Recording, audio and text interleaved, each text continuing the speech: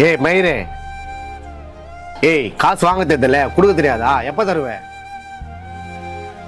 சாரிண்ணே, நான் இன்னைக்கு ஈவினிங் கொடுத்துட்றேன்.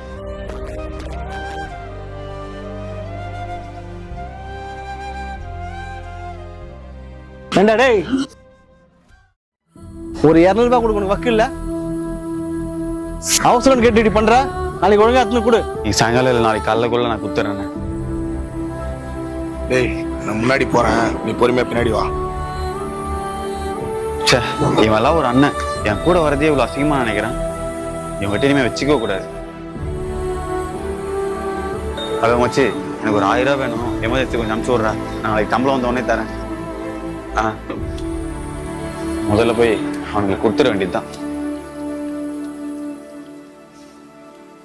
அண்ணா என் தம்பி உங்களுக்கு 800 ரூபா தானே தரணும், இந்தாங்கண்ணா. என்ன அண்ணன் பணம் கொடுத்துட்டு இருக்கான்? அப்ப அவன் கோச்சிட்டு போலையா? என் பணத்தை அவன் கொடுக்கறதுக்காக தான் வந்திருக்கான் போல.